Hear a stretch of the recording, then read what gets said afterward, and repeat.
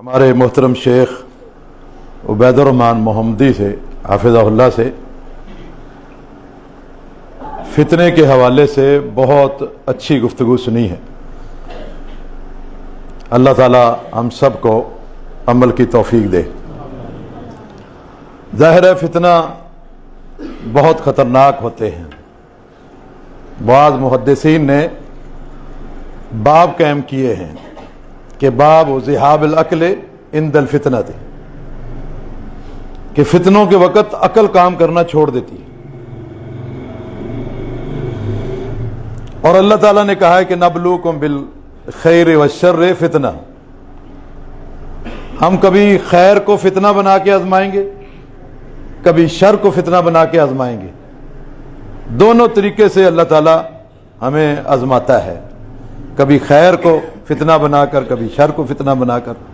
اس کی کوئی تفصیل انشاءاللہ پھر کبھی بیان کریں گے کہ خیر کیسے فتنہ بنتی ہے اور شر کیسے بنتی ہے۔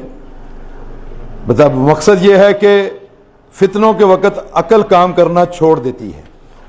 اور محمد الرسول اللہ صلی اللہ علیہ وسلم نے اپنی موت کو پہلی آزمائش کہا ہے کہ میری موت یہ پہلی آزمائش ہوگی میری امت کی۔ فتنہ آزمائش کو کہتے ہیں۔ آزمائش پہلی ہوگی جس دن میں فوت ہوں گا، اور جس دن نبی صلی اللہ علیہ وسلم فوت ہوئے، واقعہ ہی اس آزمائش میں بہت سارے صحابہ کی عقلیں کام کرنا چھوڑ گئی، جن میں سر فہرست سیدنا عمر فاروق رضی اللہ تعالیٰ عنہ، وہ بھی تلوار لے کے کھڑے ہوئے ہیں اور کہتے ہیں کہ جو کہتا ہے کہ اللہ کے نبی فوت ہو گئے ہیں، میں اس کی گردن تن سے جدا کر دوں گا۔ عقل کام نہیں کر رہی، اس لیے کہ آزمائش میں عقل کام کرنا چھوڑ دیتی ہے۔ اور بہت ساری باتیں ہو اور بھی صحابہ کرام کر رہے ہیں کہ اللہ کے نبی ابھی عارضی طور پہ فوت ہوئے ہیں اور پھر آپ آئیں گے۔ یہ ایسا ہی ہے جیسے موسیٰ علیہ السلام میقات کے لیے چلے گئے سے 40 دن کے لیے پھر آگے تھے، اسی طرح اللہ کے نبی بھی 40 دن کے بعد آ جائیں گے اور پھر ہمیں بتائیں گے۔ بہت ساری باتیں آپ نے بتانی تھی۔ ان فتنوں میں جو ہے وہ اللہ کس کو استقامت دیتا ہے، یہ اللہ تعالیٰ کی کرم نوازی ہے۔ ابوبکر صدیق رضی اللہ تعالیٰ عنہ آئے اور آ کر آپ صلی اللہ علیہ وسلم کے چہرے سے کپڑا ہٹا کر بوسہ دیا، اور بوسہ دے کے کیا کہتے ہیں، اللہ کے نبی جو موت آپ کو آنی تھی آ گئی، 2 موتیں نہیں آئیں گی۔ بس یہ جملہ سننا تھا۔ کچھ لوگوں کا، کچھ صحابہ کا ذہن صاف ہو گیا جو کہتے تھے کہ اللہ کے نبی پھر آئیں گے دوبارہ زندہ ہو کے۔ ابوبکر کے اس جملے سے ان کا ذہن صاف ہو گیا۔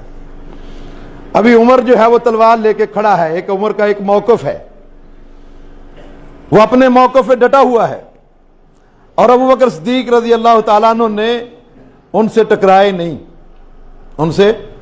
نہیں، اور سیدھا منبر رسول پر آ کر کہنے لگے، اور وہ باتیں جو کبھی کسی انسان کے ذہن میں آ ہی نہیں سکتی تھی۔ مخاطب کر کے لوگوں کہتے ہیں من کانا منکم یعبد محمدا، نہ اللہ کے نبی نے یہ بات سکھائی نہ بتائی، یہ واحد ابوبکر صدیق ہیں جو اس موقع پر جو ہے وہ استقامت کے ساتھ صحابہ کے سامنے کھڑے ہیں۔ کون ہے تم میں سے جو محمد صلی اللہ علیہ وسلم کی عبادت کرتا تھا؟ اس کو جان لینا چاہیے کہ محمد صلی اللہ علیہ وسلم فوت ہو گئے۔ ابوبکر کا یہ موقف تھا۔ عمر کا موقف یہ ہے کہ آپ فوت نہیں ہوئے، جو کہتا ہے اس کی گردن تن سے جدا کر دوں گا۔ لیکن ابوبکر صدیق نے اپنے اس موقف پر دلائل دینا شروع کر دیے۔ ما محمد الا رسول قد خلت من قبلہ الرسل افإن مات او قتل انقلبتم علی اعقابکم۔ محمد رسول اللہ صلی اللہ علیہ وسلم اور آپ سے پہلے رسول وہ بھی گزر گئے ہیں، اور آپ بھی چلے جائیں گے۔ کیا کوئی پیغمبر فوت ہو جائے یا شہید کر دیا جائے تم دین کو چھوڑ دو گے؟ ایک دلیل، 2 دلیل، 3 دلیل، دلیلوں پہ دلیلیں دیتے جا رہے ہیں ابوبکر صدیق اپنے موقف کو ثابت کرنے کے لیے۔ آخر وہ تلوار جو نکلی ہوئی تھی دلائل کے سامنے نیچے ہو گئی۔ ان کو بھی سمجھ آ گیا کہ ہاں یہ ایسے لگ رہا ہے کہ آج ہی قرآن اتر رہا ہے۔ بات یہ ہے کہ اللہ تعالیٰ آزماتا ضرور ہے، اور میں سمجھتا ہوں کہ اس دور میں اہل حدیثوں کو اللہ تعالیٰ نے یہ توفیق دی ہے کہ وہ ہر مسئلے کی تحقیق کرتے ہیں، ہر مسئلے کی، کوئی بھی مسئلہ ہو، چھوٹا ہو بڑا ہو، مسائل تو پیدا ہوتے رہیں گے اور وہ علماء سے تعلق جوڑ کر حل کرواتے رہتے ہیں، اور صحابہ اکرام کے دور میں بھی یہی تھا معاملہ۔ اگر کوئی مسئلہ درپیش ہوتا کسی صحابی کے سامنے رکھتے، پہلے تو اللہ کے نبی کے سامنے رکھتے، جب اللہ کے نبی اس دنیا سے چلے گئے تو صحابہ کے سامنے رکھتے تھے۔ ایک مسئلہ ابو موسیٰ اشعری رضی اللہ تعالیٰ عنہ سے پوچھا گیا، آنے والے نے پوچھا، وراثت کا مسئلہ ہے کہ ایک شخص فوت ہو گیا ہے اور اس کے ورثاء میں 3 عورتیں ہیں، 3، ایک اس کی بیٹی ہے، ایک اس کی بہن ہے، ایک اس کی پوتی ہے، مرنے والے کی یہ 3 وارث ہیں، ان کو وراثت میں کیا ملے گا؟ ابو موسیٰ اشعری رضی اللہ تعالیٰ عنہ سوچنے لگ گئے کہ کیا ہے اس مسئلے کا حل۔ قرآن و حدیث کو کھنگالا، دیکھا کہ بیٹی کا حصہ بھی قرآن میں نظر آتا ہے، بہن کا حصہ بھی نظر آتا ہے، لیکن پوتی کے لیے تو کوئی نہ آیت نظر آتی ہے نہ کوئی حدیث نظر آتی ہے۔ اب اس سائل کو انہوں نے کیا کہا دیکھو قرآن کہتا ہے بیٹی کو نصف ملے گا، آدھا بیٹی کو دے دیا جائے گا، قرآن کہتا ہے کہ بہن کو آدھا ملے گا، بہن کو آدھا دے دیا جائے گا، پوتی کو محروم کر دیا اور اجتہاد کیا۔ ابو موسیٰ اشعری رضی اللہ تعالیٰ نے اجتہاد کیا۔ ہم یہی کہتے ہیں اجتہاد کا دروازہ بند نہیں ہوا اور یہ قیامت تک چلتا رہے گا۔ اجتہاد کیا ہے؟ اجتہاد وہ ہے کہ جب قرآن و حدیث کے دلائل سامنے نہ ہو پھر وہ عالم دین اپنا اجتہاد کر کے ان لوگوں کو مسئلہ بتائے، اور یہ اجتہاد مستقل حل نہیں ہے، یہ رائے کسی کی سوچ کسی کا اجتہاد مستقل حل نہیں ہے، یہ وقتی حل ہے۔ اس لیے سفیان ثوری رحمہ اللہ کہا کرتے تھے، او لوگو انما الرائے بمنزلۃ المیتۃ اذا اضطررت الیہا اکلت۔ او لوگو دین میں رائے کی حیثیت وہی ہے جو مردار کی حیثیت ہے۔ جب انسان کو کھانے کے لیے کچھ نہیں مل رہا، حلال ذرائع نہیں ہے، حلال چیزیں نہیں ہے، مجبور ہو کر اس کو حرام کھانا پڑ رہا ہے، فرمایا کہ یہی رائے کی حیثیت ہے دین میں جو مردار کھانے کی حیثیت ہے۔ فمن اضطر غیر باغ ولا عاد، جو بندہ مجبور ہو جائے اور باغی بھی نہ بننے والا ہو، حد سے تجاوز کرنے والا بھی نہ ہو، وہ حرام کو اپنی جان بچانے کے لیے کھا سکتا ہے۔ شریعت نے کھانے کی اجازت دی ہے، اس کے لیے ایک لمحے کے لیے بھی وہ حرام حلال نہیں کیا، ایک لمحے کے لیے بھی کہا تو حرام سمجھ کر کھائے گا، اگر تیرے لیے ایک لمحے کے لیے حلال ہو جائے تو پھر تو تیرے لیے کشادہ ہے راہیں، پھر تو حرام ہی کھاتا رہے گا۔ نہیں، مجبور ہے، حلال نہیں مل رہا، فاقے پر نوبت آ گئی ہے، جان خطرے میں پڑ گئی ہے، اب حرام کھا کر اپنی جان کو بچا سکتا ہے، لیکن کھاتے ہوئے تو حرام سمجھ کر ہی کھائے گا۔ ہاں، فرق صرف یہ ہے کہ اس حرام کو کھانے سے فلا اسم علیہ، تجھے گناہ نہیں ہوگا کیونکہ مجبور ہے۔ یہی حیثیت رائے کی ہے، رائے مستقل حل نہیں ہے، جس طریقے سے یہ حرام کھانا مستقل نہیں ہے، جب حلال ذرائع مل جائیں اس حرام کو چھوڑنا ہوگا۔ اسی طرح اگر کسی عالم دین کی رائے ہے، اس رائے کو اس وقت تک لیا جا سکتا ہے جب تک قرآن و حدیث سے کوئی حدیث یا آیت نہیں ملتی، مردار کی حیثیت ہے رائے کی، مستقل حل نہیں ہے۔ ابو موسیٰ اشعری رضی اللہ تعالیٰ عنہ نے اجتہاد کیا اور اس سے پتہ چلتا ہے کہ کوئی صحابی ہو یا تابعی ہو، کوئی امام ہو، کوئی علامہ ہو، کوئی مولوی ہو، کسی کے پاس شریعت کا مکمل علم نہیں ہے۔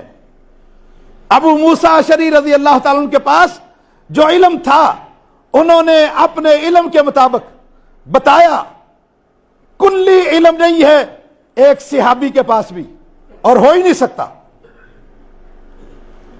یہ نہیں ہے کہ دین مکمل نہیں ہے، دین مکمل ہے، اس مکمل دین کا علم ہر ایک کو نہیں ہے۔ مسائل قیامت تک پیدا ہوتے رہیں گے، ان کا حل اگر مجھے نہیں پتا، ڈاکٹر صاحب کو پتا ہوگا، ڈاکٹر صاحب کو نہیں پتا، شیخ عبداللہ ناصر رحمانی کو پتا ہوگا، ان کو نہیں پتا، کراچی کے علماء کو نہیں پتا، لاہور کے علماء کو پتا ہوگا، ضرور اس مسئلے کا حل موجود ہے، لیکن میرا علم، ڈاکٹر صاحب کا علم اس تک نہیں پہنچ رہا۔ لیکن مسائل رونما ہوتے رہیں گے، اور ہوتے ہیں، بہت سارے مسائل رونما ہوتے ہیں۔ اور ایک مسئلہ امام مالک رحمہ اللہ کے دور میں رونما ہوا، وہ مسئلہ کہاں؟ مدینہ سے بڑے فاصلے پر ایک گاؤں تھا، ایک دیہات تھا، وہاں ایک عورت فوت ہوئی، اور اس عورت جو فوت ہوئی تھی دوسری عورت اس کو غسل دے رہی تھی۔ غسل دیتے دیتے جب اس کا ہاتھ اس کی شرمگاہ پہ گیا اور کہنے لگی اس شرمگاہ نے بڑی زیادتیاں کی ہے، بس کرنا کیا تھا، وہ ہاتھ وہی چپک گیا، ہاتھ چھوٹ نہیں رہا۔ اب یہ مسئلہ درپیش ہو گیا، اس مسئلے کا حل کیا ہے؟ اب وہاں کے گاؤں کے مولویوں سے پوچھا، کسی نے کہا اس کا ہاتھ بھی کاٹ دو، اس کو بھی ساتھ ہی جانے دو۔ کہا یہ تو حل نہیں ہے۔ پھر دوسرے علاقے میں گئے کہ اس کا حل کیا ہے؟ کہا ہمارے نزدیک بھی یہی ہے کہ اس کے ہاتھ کو کاٹ دو، اور کوئی حل نہیں۔ پوچھتے پوچھتے حتیٰ کہ مدینہ میں پہنچ گئے۔ امام مالک رحمہ اللہ جو ہے مدینہ میں موجود تھے، ان سے مسئلہ پوچھا کہ یہ واقعہ رونما ہو گیا ہے، کیا کریں؟ امام مالک رحمہ اللہ نے کہا کہ اس عورت نے اس عورت پر تہمت لگائی ہے، لہذا اس کو تہمت کے کوڑے لگائے جائیں۔ اور جب کوڑے لگائے گئے، آخری کوڑا جب لگا، ہاتھ چھوٹ گیا۔ مسئلہ یہ ہے کہ اس مسئلے کا حل قرآن و حدیث میں تو موجود ہے، اگر اس علاقے کے مولویوں کو نہیں پتا تو یہ نہیں کہ اس کا حل قرآن و حدیث میں موجود نہیں ہے، حل موجود ہے۔ حتیٰ کہ بہت سارے مسائل اس طرح کے پیدا ہوتے رہتے ہیں۔ میں امت اخبار میں پڑھ رہا تھا، ایک مسئلہ درپیش ہو گیا، جب یہ ڈی این ٹیسٹ نہیں تھے اس وقت دو عورتیں ہسپتال میں داخل ہوئی، ان دونوں عورتوں کے ہاں اولاد پیدا ہوئی، ایک کے ہاں لڑکی ہوئی، ایک کے ہاں لڑکا ہوا، اور انہوں نے آئی سی روم میں رکھ دیا، وہاں جا کر خلط ملط ہو گئے، نشانی نہیں لگائی، لڑکا کس کا ہے لڑکی کس کی ہے۔ اب مسئلہ درپیش ہو گیا، اب اس کا حل کیا ہے؟ اب سوچ رہے ہیں، جو اگر لڑکی دوسری عورت کو دیتی ہے وہ کہتی میرا تو لڑکا ہے، اور دوسری کو وہ کہتے میرا لڑکا ہے۔ اب جھگڑا ہو گیا، اس کا حل کیا ہے؟ ہسپتال والے بڑے پریشان، ڈاکٹر بڑے پریشان۔ اتنے میں ہسپتال میں ایک سفید ریش مولانا صاحب داخل ہوئے، کہا مولانا صاحب کے سامنے رکھو مسئلہ، شاید یہ مسئلہ حل ہو جائے۔ انہوں نے اس مولوی کے سامنے مسئلہ رکھا، کہا ہاں ہے تو مسئلہ وراثت کا ہے، لیکن حل قرآن میں موجود ہے۔ کہا کہ کہاں ہے، کیسے ہے؟ کہا اللہ نے قرآن میں کہا ہے للذکر مثل حظ الانثیین، کہ لڑکے کو لڑکی سے ڈبل حصہ ملے گا، دو عورتوں کے برابر ایک مرد کو حصہ ملے گا۔ یہ وراثت کا مسئلہ ہے، لیکن اس وراثت کے مسئلے سے میں آپ کو حل بتا دیتا ہوں۔ وہ حل کیا ہے؟ کہا ان دونوں عورتوں کا دودھ ایک خاص مقدار میں نکالو، ایک جیسی پیالی ہو اس میں دودھ نکالو دونوں کا، پھر ترازو لاؤ اور اس ترازو میں ایک طرف جو ہے وہ اس عورت کا دودھ رکھ دو اور دوسرے ترازو میں دوسری عورت کا دودھ رکھ دو۔ جب اس کو تولا گیا، ایک مقدار کا دودھ تھا، ایک وزنی ہے ایک ہلکا ہے۔ جو وزنی تھا انہوں نے کہا اس کا لڑکا ہے اور اس کی لڑکی ہے۔ مسئلے کا حل تو موجود ہے، اگر کسی کو علم نہیں ہے تو اس کی اپنی کوتاہی ہے۔ حضرت عثمان غنی رضی اللہ تعالیٰ عنہ کے دور میں ایک مسئلہ درپیش ہو گیا. مسئلہ کیا ہے کہ ایک عورت کی شادی ہوئی اور شادی ہونے کے بعد 6 مہینے کے بعد بچہ پیدا ہو گیا. لوگوں نے آ کے شکایت کی امیر المومنین سے کہ 6 مہینے کے بعد بچہ پیدا ہو گیا, یہ کیا ہے مسئلہ؟ حضرت عثمان غنی رضی اللہ تعالیٰ نے قرآن کو دیکھا, ان کو نہیں مسئلہ ملا. پھر عرب کی سرزمین کو دیکھا کہ عرب کی سرزمین پر 9 ماہ کے بعد 10 ماہ کے بعد بچہ پیدا ہوتا ہے. ضرور اس عورت نے شادی سے پہلے زنا کیا ہے, پھر شادی ہو گئی ہے اور اس کے بعد 6 ماہ کے بعد بچہ پیدا ہو گیا. حضرت عثمان نے کہا کہ اس کو سزا دو. سزا کا حکم سنایا اور اس مجمع میں ایک صحابی بیٹھے ہوئے تھے. اس صحابی کا نام کیا ہے؟ عبداللہ بن عباس رضی اللہ تعالیٰ عنہ. وہ اٹھ کے کہتے ہیں عثمان 6 ماہ کا بچہ پیدا ہو سکتا ہے, قرآن میں ہے. عثمان رضی اللہ تعالیٰ عنہ کہتے ہیں کیسے؟ میں تو حافظ قرآن ہوں, قرآن کا ایک ایک حرف پڑھا ہوا ہے, مجھے یاد ہے. کہاں قرآن میں ہے؟ کہا پڑھیں قرآن کو. والوالدات یرضعن اولادہن حولین کاملین, مائیں اپنے بچوں کو دودھ پلائیں 24 مہینے 2 سال. 2 سال اپنی مائیں اپنے بچوں کو دودھ پلائیں. فرمایا کہ اٹھاؤ قرآن دوسری جگہ, وہاں اللہ کیا کہتا ہے؟ حملہ وفصالہ 30 شہرا, حمل اور دودھ چھڑانے کی مدت 30 مہینے ہیں. کتنے ہیں؟ 30 مہینے. کہا وہاں 2 چیزیں بیان ہوئی ہیں, حمل بیان ہوا ہے اور دودھ چھڑانے کی مدت بیان ہوئی ہے, لہذا 30 مہینے بیان ہوئے. اور اس سے ان 30 مہینوں سے 24 مہینے جو دودھ کے ہیں وہ نکال دو, باقی کتنے بچے ہیں؟ 6 ماہ. کہتے ہیں کہ 6 ماہ کا حمل ہو سکتا ہے, بچہ پیدا ہو سکتا ہے. حل ہو گیا مسئلے کا. اس کا مطلب ہے مکمل علم حضرت عثمان غنی کو بھی نہیں ہے, مکمل علم ابوبکر صدیق کو بھی نہیں ہے, مکمل علم جو ہے عمر فاروق رضی اللہ تعالیٰ کو بھی ہے نہیں ہے, کسی کو علم نہیں ہو سکتا. بہت سارے واقعات قیامت تک رونما ہوتے رہیں گے, ان کا حل قرآن و حدیث میں ضرور موجود ہے. اگر مجھے نہیں پتا تو کسی اور کو پتا ہوگا, اس کو نہیں پتا دوسرے شہر والوں کو پتا ہوگا, اس کا حل ضرور ہوگا. ابو موسیٰ اشعری نے کہا کہ پوتی کے حوالے سے میرے سامنے کوئی دلیل نہیں. انہوں نے اجتہاد کیا. اس لیے اجتہاد کیا کیا کہ جب ورثاء میں بیٹا بھی ہو اور پوتا بھی ہو, جو میت کے زیادہ قریب ہوتا ہے اس کو حصہ ملتا ہے, دور والا محروم ہو جاتا ہے. اگر بیٹا بھی ہے پوتا بھی ہے تو بیٹے کو ملے گا, پوتے کو نہیں ملے گا. باپ بھی ہے دادا بھی ہے, باپ کو ملے گا, دادا محروم ہو جائے گا. جو قریب ہوگا اس کو ملے گا. انہوں نے اجتہاد کیا اور ان کے ساتھ ایک اور بھی جلیل القدر صحابی بیٹھے ہوئے تھے, سلمان بن ربیعہ رضی اللہ تعالیٰ عنہ. ان دونوں نے سوچا اور سوچ کر کیا جواب دیا, کیا اجتہاد کیا. کہا بیٹی کو آدھا ملے گا, بہن کو آدھا ملے گا, پوتی جو ہے محروم ہو جائے گی. اور یہ مسئلہ اس کو بتا کر کیا کہتے ہیں؟ کہتے ہیں فاتح ابن مسعود, فاتح ابن مسعود, جاؤ عبداللہ بن مسعود سے بھی یہ مسئلہ پوچھ لینا, اس لیے کہ ہمیں امید ہے, یقین ہے عبداللہ بن مسعود بھی اس مسئلے میں ہماری ہی اتباع کریں گے, ہمارے مطابق فیصلہ دیں گے. جائیں عبداللہ بن مسعود رضی اللہ عنہ. میں یہاں رک کر آپ کو کہتا ہوں, اگر کوئی عالم دین آپ کو قرآن و حدیث سے مسئلے کا حل بتا دے, پھر چپکے سے گھر چلے جاؤ, پھر کسی عالم دین کے پاس جانے کی ضرورت نہیں ہے. لیکن اگر کوئی قرآن و حدیث سے اس کا جواب نہ دے, اس کو کھٹکا ہو سوال بتانے والے کو, اور وہ جانتا ہو کہ دلائل نہیں ہے میرے سامنے, تو پھر کسی اور عالم دین کے پاس بھیج دیا کرو. ابو موسیٰ اشعری نے کہا مجھے کھٹکا ہے, پوتی کے بارے میں میرے پاس حدیث نہیں ہے, نہ کوئی قرآن کی آیت ہے, اس کا حل نہیں ہے. جاؤ جاتے ہوئے ابن مسعود سے بھی پوچھ لینا, وہ بہت بڑے عالم دین ہیں, وہ میرے اس مسئلے میں مجھے امید ہے, مجھے یقین ہے کہ اس مسئلے میں ہماری ہی مطابقت کریں گے, ہماری ہی پیروی کریں گے.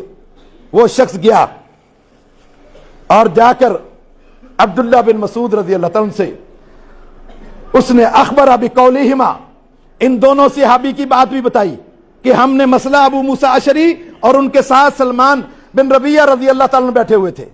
ان سے پوچھا, انہوں نے یہ جواب دیا ہے اور کہا ہے کہ یہ مسئلہ جا کر عبداللہ بن مسعود رضی اللہ تعالیٰ عنہ سے بھی پوچھ لینا. عبداللہ بن مسعود رضی اللہ تعالیٰ عنہ نے کیا کہا؟ انہوں نے کہا کہ سنو, یہ مسئلہ بتانے سے پہلے میں تمہیں ایک بات ضرور بتاؤں گا, مسئلہ بعد میں بتاؤں گا, لیکن سب سے پہلے اس بات کو جان لو, لَقَدْ ضَلَلْتُ إِذًا وَمَا أَنَا مِنَ الْمُهْتَدِينَ. اگر اس مسئلے میں جو مسئلہ انہوں نے حل کر کے بتایا ہے, اگر اس مسئلے میں میں ان کی پیروی کرتا ہوں تو میں گمراہ ہو جاؤں گا, میں گمراہ ہو جاؤں گا اور میں ہدایت یافتہ نہیں رہوں گا. وجہ کیا ہے؟ وجہ یہ ہے ان کے پاس پوتی کے بارے میں حدیث نہیں تھی, میرے پاس حدیث رسول موجود ہے. حدیث رسول کے ہوتے ہوئے میں کسی کی رائے کو لوں, کسی کی سوچ کو لوں, کسی کے اجتہاد کو لوں تو میں گمراہ ہو جاؤں گا, اس لیے کہ میرے پاس حدیث ہے اور میں اس حدیث سے فیصلہ نہیں کر رہا بلکہ ان کی رائے کے مطابق کہ ابو موسیٰ اشعری نے یہ مسئلہ بتایا ہے لہذا میرا بھی مسئلہ وہی ہے.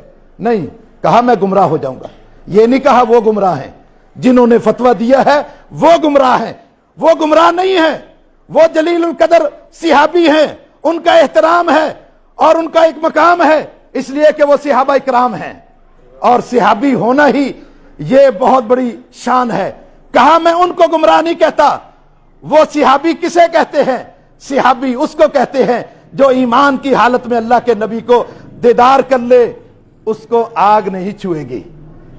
صحابی ہونا ہی بہت بڑا اعزاز ہے. اس صحابی بننے کے لیے لوگ بڑا لمبا سفر طے کر کے آئے.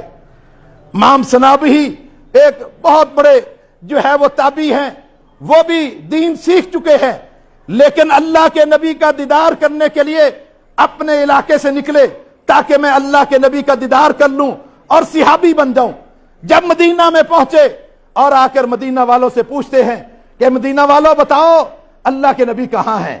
صحابہ کرام نے کہا اللہ کے نبی ایک ہفتہ پہلے فوت ہو گئے, ایک ہفتہ پہلے فوت ہو گئے. کتنا بڑا مقام ہے صحابی بننے کے لیے. اور امام ذہبی نے سویب بن غفلہ کے بارے میں لکھا ہے کہ وہ بوڑھا شخص تھا اور وہ اپنے علاقے سے چلا اور چلتا آیا, صرف صحابی بننے کے لیے ایمان لے آیا ہے, دین سیکھ لیا ہے, بڑھاپے میں پہنچ چکا ہے, بڑا لمبا سفر طے کر کے آیا. اور جب مدینہ کی گلی میں داخل ہوا اور دیکھا کہ ایک جم غفیر جو ہے گلی سے آ رہا تھا لوگوں کا, اور ان سے پوچھا کہ اللہ کے نبی کو ملنے کے لیے آیا ہوں, بتاؤ اللہ کے نبی کہاں ہے؟ کہا کہ ہم ابھی ابھی اللہ کے نبی کو سپرد خاک کر کے آئے ہیں. صحابی بننا ہی بڑا اعزاز ہے. عبداللہ بن مسعود رضی اللہ تعالی نے کہا میں ان کو نہیں کہتا, ان کے پاس حدیث نہیں تھی, ان کے پاس حدیث کا علم نہیں تھا, یہ حدیث ان تک نہیں پہنچی, انہوں نے اجتہاد کر کے تمہیں مسئلہ بتایا ہے, پھر بھی ان کے لیے اگر غلط بھی ہو اجتہاد پھر بھی ان کے لیے ایک اجر ضرور ہے, لیکن میں اگر ان کی پیروی کروں میرے پاس حدیث ہے سأقضی فیہا بقضاء النبی صلی اللہ علیہ وسلم, میں اس مسئلے میں وہی فیصلہ کروں گا جو اللہ کے نبی صلی اللہ علیہ وسلم نے کیا. میں اللہ کے نبی کی مجلس میں بیٹھا ہوا تھا, ایک شخص آیا بالکل یہی مسئلہ لے کر اللہ کے نبی کے دربار میں پہنچا کہ وارث کون ہے؟ ایک پوتی ہے, ایک بیٹی ہے, ایک بہن ہے. تو اللہ کے نبی صلی اللہ علیہ وسلم نے کیا کہا؟ کہا بیٹی کو جو ہے وہ آدھا ملے گا اور پوتی کو 1/6 ملے گا, اور 2 حصے کس کو ملیں گے؟ بہن کو ملیں گے. مال کو 6 حصوں میں تقسیم کریں اور 6 میں سے آدھا 3 حصے بیٹی کو دے دیں, 1 حصہ پوتی کو دے دیں اور 2 حصے جو ہے وہ بہن کو دے دیں. یہ اللہ کے نبی صلی اللہ علیہ وسلم نے جو ہے وہ فیصلہ کیا. میں آپ سے پوچھتا ہوں عبداللہ بن مسعود نے یہ کیوں کہا لَقَدْ ضَلَلْتُ إِذًا؟ اگر میں ان کی پیروی کرتا تو میں گمراہ ہو جاتا, اس لیے کہ رائے مستقل حل نہیں ہے.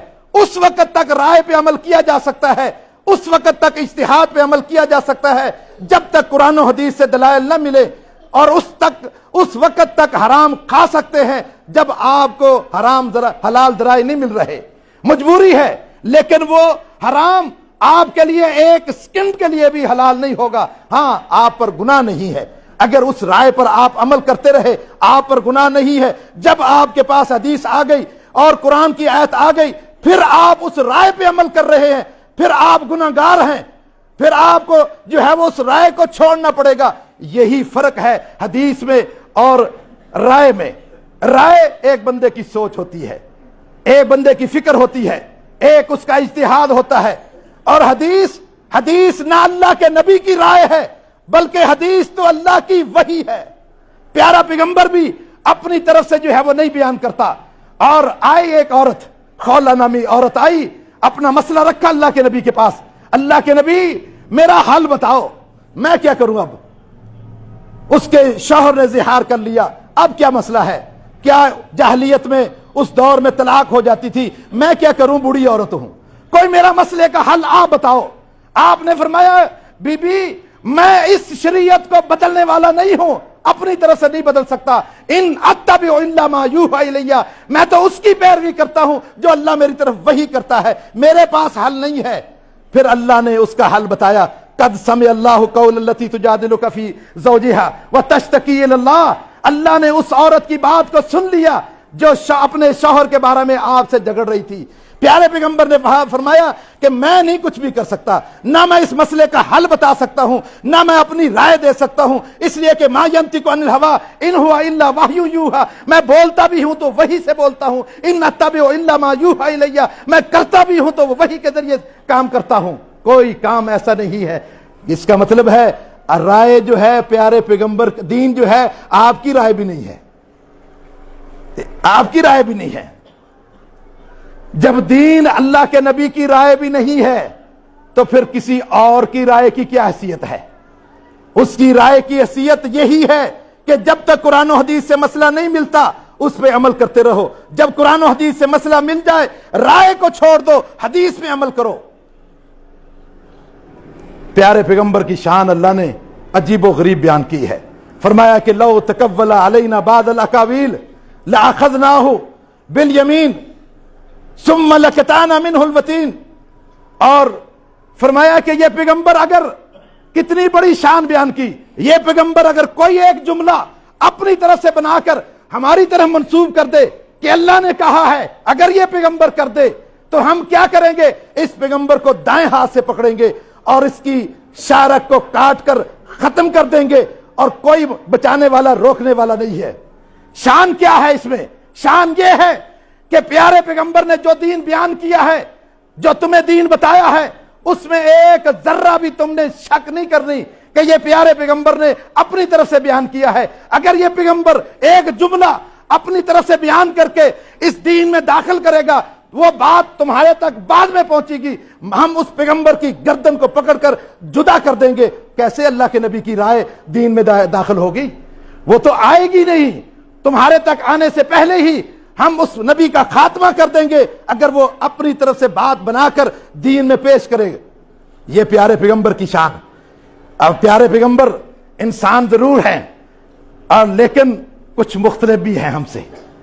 قل انما انا بشر مثلکم، اور لوگو اے پیارے پیغمبر ان سے کہہ دو میں بحیثیت انسان تم جیسا انسان ہو، تم بھی کھاتے ہو میں بھی کھاتا ہوں، تم بھی پیتے ہو میں بھی پیتا ہوں، تم بھی چلتے ہو میں بھی چلتا ہوں، تم بھی سوتے ہو میں بھی سوتا ہوں، تمہارا بھی خاندان ہے میرا بھی خاندان ہے، تمہاری بھی بیویاں ہیں میری بھی بیویاں ہیں، تم بھی خوشی کرتے ہو میں بھی خوشی کرتا ہوں، ساری چیزوں میں بحیثیت انسان میں تم جیسا انسان ہوں، لیکن تم میں اور مجھ میں فرق کیا ہے؟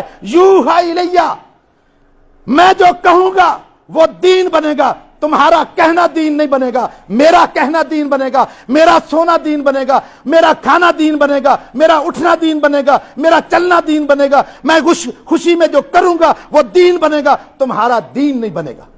بس فرق یہ ہے انسان کھانے پینے میں، لیکن میرا کھانا تمہارے لیے دین بنتا جائے گا۔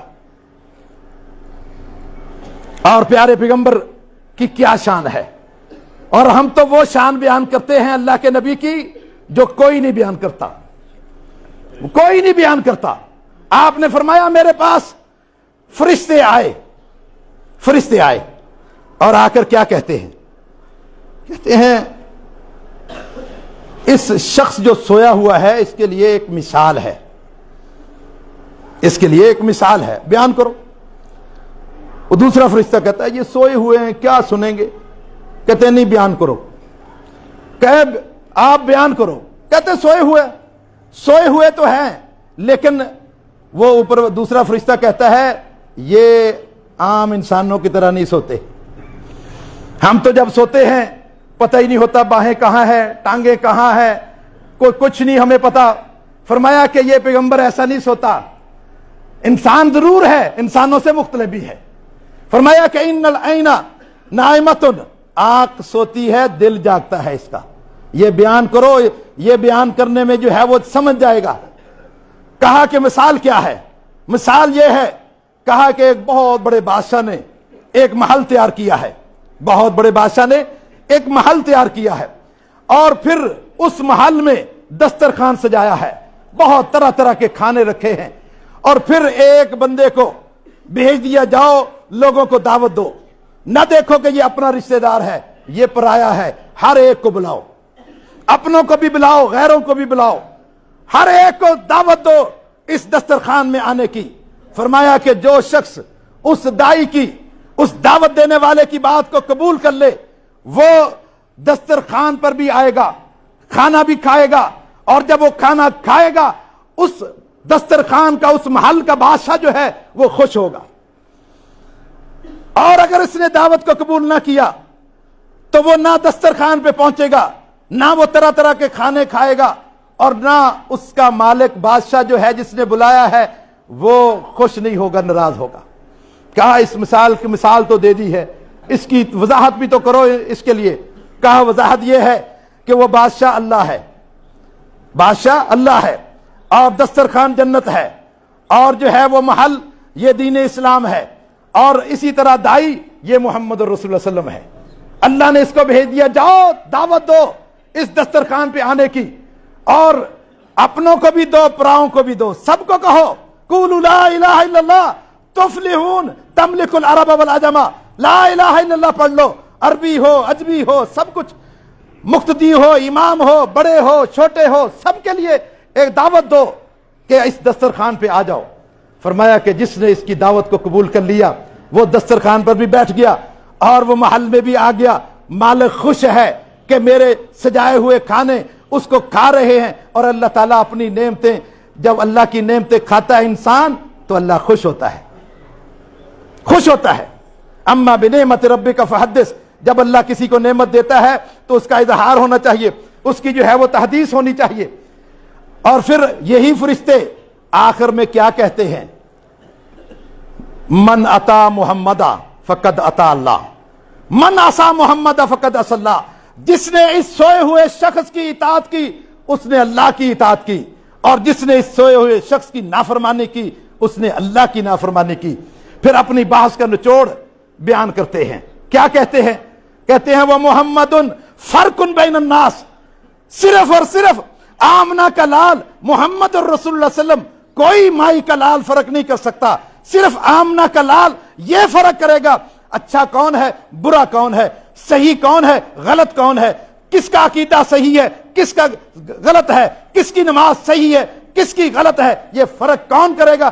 صرف ایک ہی لال، آمنہ کا لال جو ہے وہ فرق کرے گا، فمحمد فرق، یہ فرق کرے گا کس کی نماز ہے کس کی نہیں ہے۔ ابھی آپ نے سنا ہے ایک صحابی اللہ کے نبی کے سامنے خلاد بن رافع جو ہے وہ نماز پڑھ کے آیا، سلام کیا، آپ نے فرمایا ارجع فصلی فإنک لم تصلی، آپ کہہ سکتے ہیں کہ تیری نماز نہیں ہے؟ نہیں، اللہ کے نبی فرق کریں گے کس کی نماز ہے کس کی نہیں ہے۔ وہ 3 بار پڑھ کے آیا، آپ نے کہا نہیں ہے تیری نماز۔ کیوں نہیں ہے؟ ایک سنت کا چھوڑ رہا تھا، ایک سنت کو، ایک سنت کو چھوڑنے والے کو اللہ کے نبی نے فرمایا کہ تیری نماز نہیں ہے۔ جو ہزاروں سنتوں کو چھوڑے، ہزاروں سنتوں کو،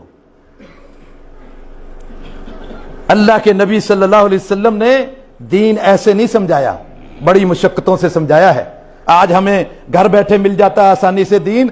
آپ نے فرمایا کہ لوگوں، اللہ نے کہا ہے اقیموا الصلاۃ، نماز قائم کرو۔ اب یہ ایک تھیوری ہے، ایک جو ہے وہ آپ کو نظریہ دیا گیا ہے، اب اس کا پریکٹیکل آپ نے کیسے کیا؟ آپ صحابہ کو نماز پڑھا رہے ہیں، آپ تو پڑھتے ہیں مصلی پہ کھڑے ہو کر، اللہ کے نبی ممبر پر کھڑے ہوئے. کیوں یہ کھڑا ہو رہا ہے پیغمبر ممبر پر؟ تاکہ سارے لوگ دیکھیں. اور پیارے پیغمبر نے رکوع بھی اس پہ کیا اور قیام بھی اس پہ کیا، رفع الیدین بھی اسی پہ کیا، تاکہ سب صحابہ کرام کو پتہ چل جائے. جب سجدے کی باری آئی تو آپ ممبر سے اتر کر پھر مصلی پہ آ کے سجدہ کرتے تھے. آپ نے فرمایا کہ دیکھو جس طرح میرا قیام ہے اس طرح قیام کرو، جس طرح میں رکوع کرتا ہوں اس طرح رکوع کرو. میں ممبر پہ کھڑا ہو کے، تاکہ بعد میں آنے والے کو یہ الزام نہ لگا دے کہ وہ صحابی بچہ تھا، اس کو کھینچ کر پیچھے کر دیتے تھے. آپ نے ممبر پر کھڑے ہو کر اس بچے کو بھی دکھا دیا ہے کہ میں رفع الیدین سے نماز پڑھ رہا ہوں. عبداللہ بن عمر رضی اللہ تعالیٰ عنہ کے بارے میں یہ لوگ کہتے ہیں، پھر کہتے ہیں کہ شیعہ جو ہے وہ صحابہ کو برا بلا کہتے ہیں. راستے کس نے دکھائے ہیں؟ راستے تم نے دکھائے ہیں کہ یہ صحابی غیر فقیہ ہے، یہ صحابی بچہ تھا، اس کو کیا پتا، یہ صفوں کے آخر میں کھڑا ہوتا تھا، اس کو کیا علم ہے. یہ راستے کس نے بتائے ہیں؟ تم لوگوں نے بتائے ہیں. تم کیا دفاع کرو گے صحابہ کرام کا؟ صحابہ کرام کا دفاع صرف اہل حدیث کرتے ہیں اور کوئی نہیں کرتا، اور نہ کوئی کر سکتا ہے. ہمارے نزدیک بچہ صحابی ہے، وہ بھی صحابی ہے، اس لیے کہ صحابی کوئی عملوں سے نہیں بنتے، نبی کوئی عملوں سے نہیں بنتے، نبی کو بھی اللہ چنتا ہے. فرمایا کہ ان اللہ نظر الی قلوب العباد فوجد قلب محمد من خیر قلوب العباد فاصطفاہ لرسالتہ. اللہ نے اس وقت کے لوگوں کے سارے دلوں کو دیکھا، محمد صلی اللہ علیہ وسلم کا دل سب سے زیادہ پاکیزہ مطہر پایا. فاصطفاہ لرسالتہ، اللہ نے اس کو اپنی رسالت کے لیے چن لیا. اللہ نے چنا ہے، تمہارے ووٹوں سے نہیں چنا جاتے. اللہ نے چناؤ کیا ہے کس کا؟ پیارے پیغمبر کا. نہ عملوں کی وجہ سے، کیونکہ نبی بننا یہ وہبی چیز ہے، کسبی چیز نہیں ہے. کیونکہ عملوں کے ذریعے سے تو عمل ممکن ہے، آپ کے زیادہ ہے نبی اکرم صلی اللہ علیہ وسلم سے. اللہ کے نبی نے 23 سال تک عمل نماز پڑھی، یا 23 سال سے بھی کم، 11-12 سال پڑھی. کیونکہ جب نماز فرض ہوئی ہے آپ نے 11-12 سال نماز پڑھی. اور آپ کب سے پڑھ رہے ہیں؟ 60 سال آپ کی عمر ہوگی. اللہ کے نبی سے آپ نے نماز زیادہ پڑھ لی ہے. اس لیے اگر عملوں سے نبی بننا ہوتا آج کے دور کے لوگ نبی بنتے نہیں. نبی بننا جو ہے یہ کسبی چیز نہیں ہے، یہ وہبی چیز ہے، یہ اللہ کی عطا ہے، یہ اللہ کا چناؤ ہے. اللہ جس کو چن لے. اور صحابی بھی اپنے عملوں سے نہیں بنتا. ان اللہ اختارنی و اختار لی اصحابا، اللہ نے میرا بھی چناؤ کیا ہے، میرے صحابہ کا چناؤ بھی اللہ نے کیا ہے. کوئی صحابی عمل کی وجہ سے صحابی نہیں بنا. جب صحابی عمل کی وجہ سے نہیں بنتا تو پھر صحابہ کے اوپر انگلیاں کیوں اٹھاتے ہو؟ کیونکہ صحابی بنتا ہی عمل کی وجہ سے نہیں ہے. پھر نہ کہو کہ میر معاویہ یہ ہے، فلاں ہے، فلاں ہے. نہیں، جب وہ صحابی ہے تو وہ سب صحابی جو ہے اللہ نے ان کا انتخاب کیا ہے، عملوں کی وجہ سے نہیں. اس لیے جو ہے وہ آپ نے نماز پڑھائی کہاں؟ ممبر پہ کھڑے ہو کے. کتنی مشقت سے. آج کوئی کسی امام کو کہو کہ پہلے ادھر کھڑا ہو پھر مصلی پہ آؤ، کہا میں کیوں اتنی مشقت کروں؟ یہ پیارا پیغمبر ہے جو اپنی امت کے لیے جو ہے وہ مشقتیں کر رہا ہے، تاکہ لوگوں کو پتہ چل جائے میں رکوع کیسے کرتا ہوں، میں رفع الیدین کیسے کہتا ہوں، میں جو ہے وہ آمین کیسے کہتا ہوں، سب کو پتہ چل جائے. اور آپ نے یہ نماز پڑھا کر کیا کہا؟ صلو کما رأیتمونی اصلی، تم نے جس طریقے سے مجھے نماز پڑھتے ہوئے دیکھا ہے اس طریقے سے نماز پڑھو. پیارا پیغمبر تو اس طریقے سے سکھا رہا ہے دین، اس طریقے سے. کیسے صحابہ سے مخفی رہے گا؟ کہتے ہیں کہ نہیں فلاں کو نہیں پتا چلا، فلاں کو نہیں پتا چلا، اللہ کے نبی نے رفع الیدین کیا ہی نہیں ہے. کیا ایسے کیسے ہو سکتا ہے؟ آپ نے فرمایا حج آپ نے پورا ایک ہی حج کیا ہے، اور پورا حج اونٹنی پر بیٹھ کے کیا ہے. طواف کیا ہے اونٹنی پر بیٹھ کے، منا میں گئے ہیں اونٹنی پر بیٹھ کے، عرفات میں گئے ہیں اونٹنی پر بیٹھ کے. اور تاکہ آپ نے کہا خذوا عنی مناسککم، یہ حج کے احکام مجھے اونٹنی پر بیٹھ کر جو دور سے تمہیں نظر آ جائے گا اللہ کا پیغمبر کیسے کر رہا ہے حج، اس طریقے سے حج کرو، مجھ سے سیکھ لو. مجھ سے سیکھنے ہیں، مجھ سے، کسی اور سے نہیں. خذوا عنی، مجھ سے سیکھو مناسککم، اپنے حج کے احکامات. اور اللہ کے نبی نے سکھائے، ایک ایک بات بتائی. جب اس طریقے سے پیارا پیغمبر آپ کو کھول کھول کے بیان کر رہا ہے ہر مسئلے کو، تو پھر آپ کیوں جو ہے وہ دائیں بائیں گھوم رہے ہیں؟ پیارے پیغمبر کی احادیث کی روشنی میں آپ ہر عمل کریں. نماز نہ پڑھیں، نماز سے پہلے سیکھ لیں نماز کو، پیارے پیغمبر نے نماز کیسے پڑھی ہے۔ حج نہ کریں، حج سے پہلے مناسک حج کو سیکھ لیں۔ زکوٰۃ نہ دیں، پہلے دیکھیں اللہ کے نبی نے زکوٰۃ کے بارے میں کیا بتایا ہے۔ جب آپ سیکھ لیں اس وقت آپ عمل کریں۔ امام شافعی رحمہ اللہ سے کسی نے کہا، امام صاحب ہم دیکھتے ہیں کہ احادیث کچھ کہہ رہی ہیں اور آپ کا عمل کیا ہے ان حدیثوں کے خلاف ہے، تو ہم کیا کریں؟ امام شافعی رحمہ اللہ نے کہا کہ اگر تمہیں یہ پتہ چل جائے، پہلے تو کیسے ہو سکتا ہے کہ حدیث ہو اور امام شافعی جو ہے وہ عمل نہ کرے، یہ نہیں ہو سکتا۔ اگر تمہیں نظر آئے تو تم یہ سمجھنا کہ انہوں نے کہا کہ میں کوئی کنیسے کی پیداوار نہیں ہے، گرجا گھر کی پیداوار نہیں ہوں، میں مسلمان ہوں۔ میرے سامنے حدیث آئے، حدیث رسول آئے، میں چھوڑ دوں؟ میں کوئی گرجا گھر کی پیداوار نہیں ہوں۔ اگر تم دیکھو کہ میں حدیث ہے اور میں عمل نہیں کر رہا تو پھر سمجھو کہ لوگوں میں جا کر اعلان کر دینا کہ شافعی پاگل ہو گیا ہے، کہہ دینا جا کے، مجھے کوئی فکر نہیں۔ اس لیے کہ کیسے ہو سکتا ہے حدیث رسول ہو اور میں عمل نہ کروں؟ میں کوئی گرجا گھر کی پیداوار ہوں؟ میں جو ہے وہ کنیسہ کی پیداوار ہوں؟ میں تو جو ہے وہ اللہ کے نبی کا فرمان آئے۔ اور امام شافعی امام احمد بن حنبل کے استاد ہیں، وہ امام شافعی جو ہے وہ امام احمد بن حنبل کو کیا کہتے ہیں؟ کہتے ہیں شاگرد تو ہو تم لیکن انتم اہل الحدیث، تم تو اہل الحدیث ہو، تم تو حدیثوں کو بہت زیادہ جاننے والے ہو، لیکن یاد رکھو اگر تمہیں کوئی حدیث صحیح مل جائے مجھے بھی بتانا کہ وہ صحیح حدیث کون سی ہے۔ راوی کوئی بھی ہو، وہ حجازی ہو راوی، کوفی ہو، بصری ہو، کوئی بھی ہو، لیکن جو ہے مجھے بتانا کہ وہ حدیث جو صحیح ہے، بیان کرنے والا کوئی بھی ہو، کوفی ہے تب بھی ٹھیک ہے، ثقہ ہے تب بھی صحیح ہے، اور فرمایا کہ بصرہ کا رہنے والا تو تب بھی وہ میں لوں گا، اس لیے کہ آپ اہل حدیث ہیں، اصحاب الحدیث ہیں، حدیثیں آپ نے بہت زیادہ جو ہے وہ جانتے ہیں۔ امام شافعی نے اقرار کیا کہ امام احمد بن حنبل میرے شاگرد ہیں لیکن حدیثوں میں مجھ سے زیادہ جانتے ہیں۔ اور پھر عمل کیا؟ آج تو ہم سن لیتے ہیں، تقریریں بھی سنتے ہیں، لیکن عمل میں ہم پیچھے ہیں عمل میں۔ صحابہ کرام عمل کرتے تھے، کوئی مسئلہ ایسا نہیں جس پہ عمل نہیں کیا۔ کہتے ہیں تعلمنا العلم والعمل معا، ہم نے اللہ کے نبی سے علم بھی سیکھا ہے اور عمل بھی سیکھا ہے، دونوں چیزیں سیکھی۔ اور جس دن یہ عرفات کے میدان میں آیت اتری الیوم اکملت لکم دینکم واتممت علیکم نعمتی، لوگوں میں نے آج تمہارا دین مکمل کر دیا ہے، اپنی نعمتیں مکمل کر دی ہیں۔ وہ ہدایت نامہ جو آدم علیہ السلام سے چلا تھا، اما یاتینکم منی ہدی فمن تبع ہدایا فلا خوف علیہم ولا هم یحزنون، وہ ہدایت کا سلسلہ جو ہم نے آدم علیہ السلام سے چلایا تھا اور پیارے پیغمبر پر ہم ختم کر رہے ہیں، هو الذی ارسل رسولہ بالہدی ودین الحق، ہم نے اس نبی کو وہ ہدایت نامہ دے کر بھیجا ہے، مکمل کر کے بھیجا ہے۔ فرمایا کہ وہ پیارے پیغمبر جو بھی ہدایت نامہ ہے اس پر عمل کرتے ہیں، آپ نے اس کی پیروی کرنی ہے۔ وہ ہدایت نامہ اللہ کے نبی دے کے گئے ہیں اور کہہ کے گئے ہیں کہ ترکت فیکم امرین، وہ ہدایت نامہ جو اللہ نے مجھے دیا ہے وہ کیا ہے؟ الا انی اوتیت القرآن ومثلہ معہ، خبردار لوگوں وہ قرآن ہے اور حدیث ہے، وہ میں تمہیں دے کے جا رہا ہوں، جب تک اس کو مضبوطی سے تھامے رکھو گے دنیا کی کوئی طاقت تمہیں گمراہ نہیں کر سکتی۔ لن تضلوا ما تمسکتم بہما، جب تک ان دونوں کو مضبوطی سے تھامے رکھو گے دنیا کی کوئی طاقت گمراہ نہیں کر سکتی۔ ہاں تمہاری گمراہی کا دن وہاں سے شروع ہوگا جب تمہارے ہاتھوں سے قرآن و حدیث چھوٹ جائے گا، وہ تمہاری گمراہی کا پہلا دن۔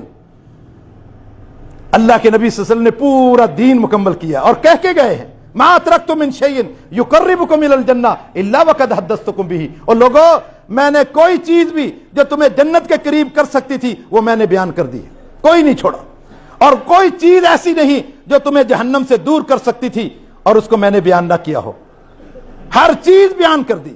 جب ہر چیز بیان کر کے چلے گئے پیارے پیغمبر اور پوری تفصیل کے ساتھ مشقتوں کے ساتھ عمل کر کے دکھا کر، تو پھر آپ کیوں اس قرآن و حدیث کو کیوں نہیں لیتے؟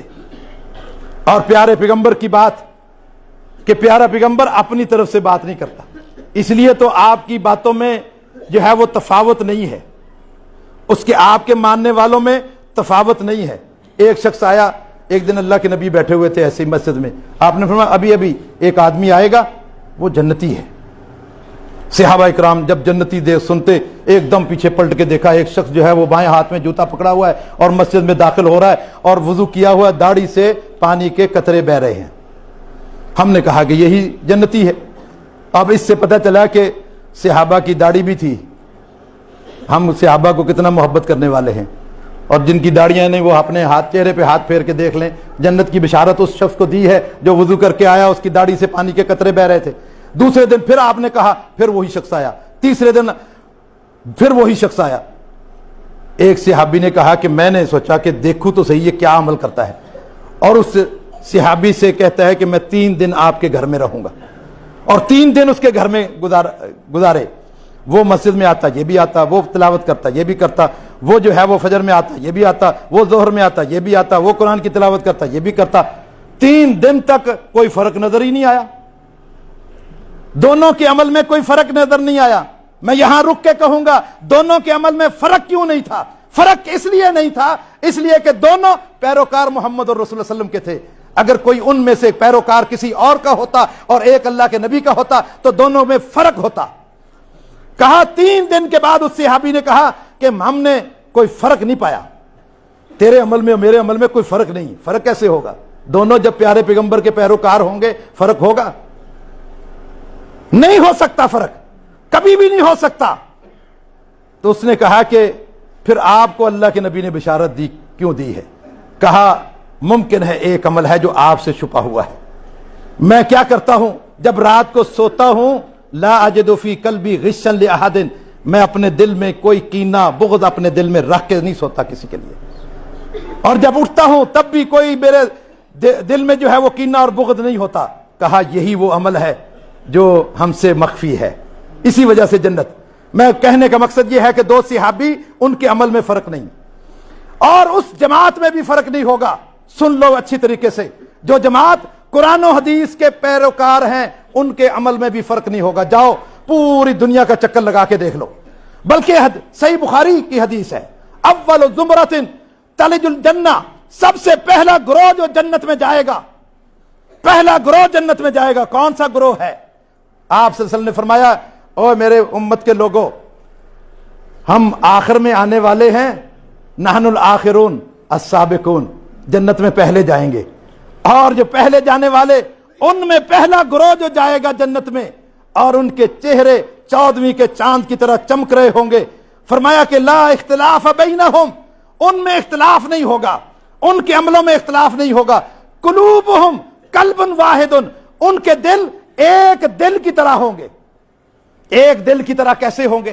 جب ان کے عمل سب کے ایک ہو تب ان کے دل ایک جیسے ہوں گے، ورنہ جو ہے آپ دیکھیں کہ ایک مسئلے میں شافعی کچھ کہتا ہے، مالکی کچھ کہتا ہے، حنبلی کچھ کہتا ہے، یہ ان کے دل ایک نہیں ہو سکتے۔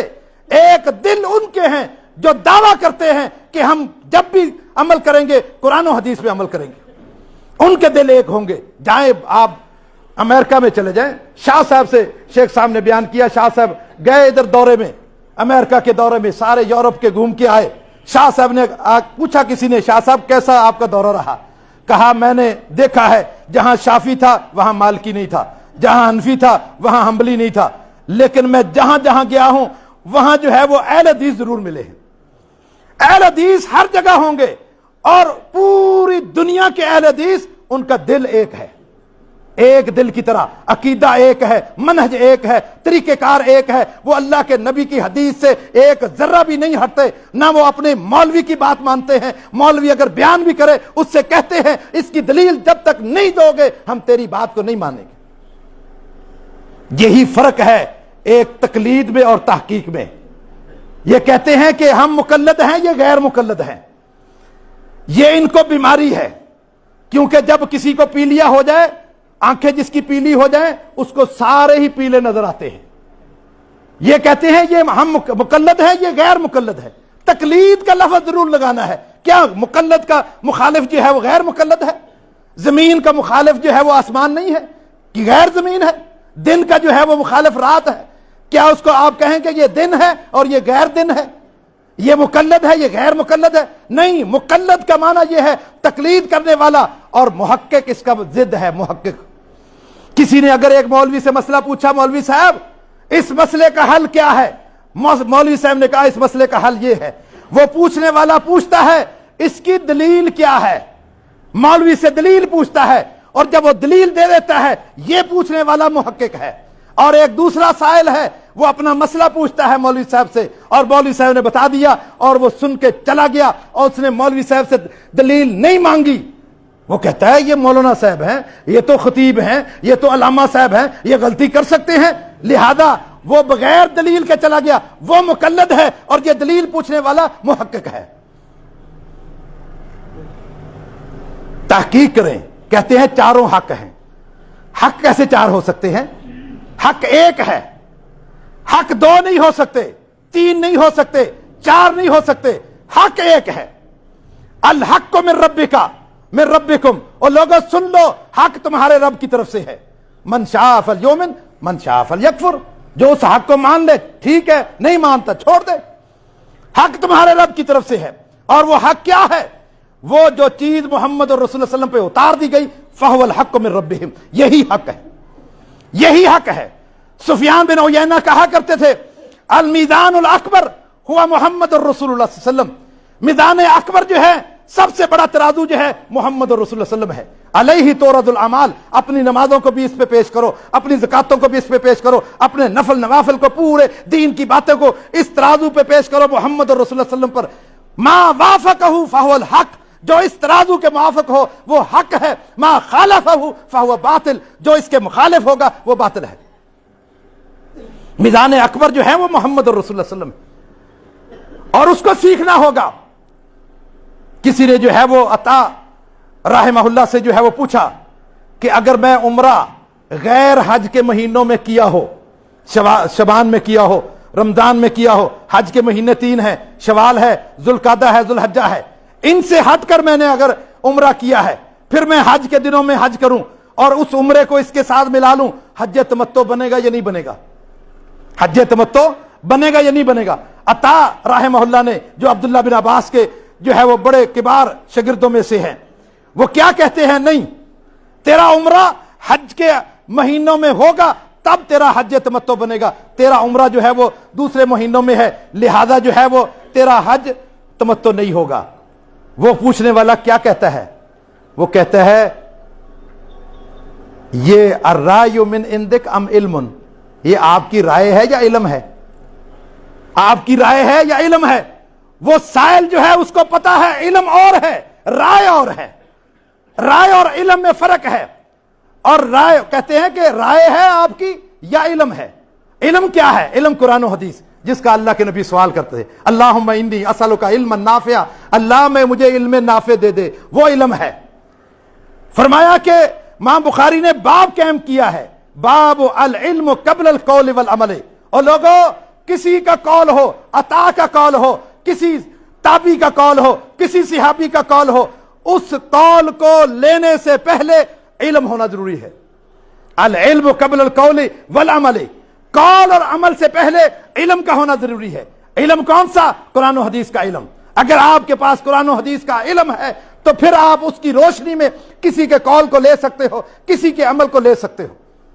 اگر علم نہیں ہے اور بغیر علم کے آپ نے بات کہہ دی اور بات کسی کی لے لی، ایک بات بھی اگر بغیر علم کے کی، قرآن و حدیث سے ہٹ کر کی، ممکن ہے وہ ایک بات بھی آپ کی جہنم میں لے جانے کا سبب بن جائے گی۔ ایک بات، آپ صلی اللہ علیہ وسلم کا فرمان ہے ان الرجل لیعمل بعمل اہل الجنہ لا یبقى بینہ وبین الجنہ الا شبرا، ایک بندہ جنت والے عمل کرتا رہتا ہے حتیٰ کہ جنت کے کنارے پر پہنچ گیا، جنت کے کنارے پر پہنچ کر ثم یتکلم بکلمہ، پھر زبان سے ایک قول کہتا ہے، ایک بات کہتا ہے، اور وہی سے نہیں، وہی کے علم کے بغیر کہتا ہے، بس ایک ہی بات بغیر علم کے کہی ہوئی، تہوی بیہا فی نار جہنم 70 خریفہ، جنت کے کنارے سے اٹھا کر فرشتے اس کو جہنم میں 70 سال کی مسافت سے ڈال دیں گے۔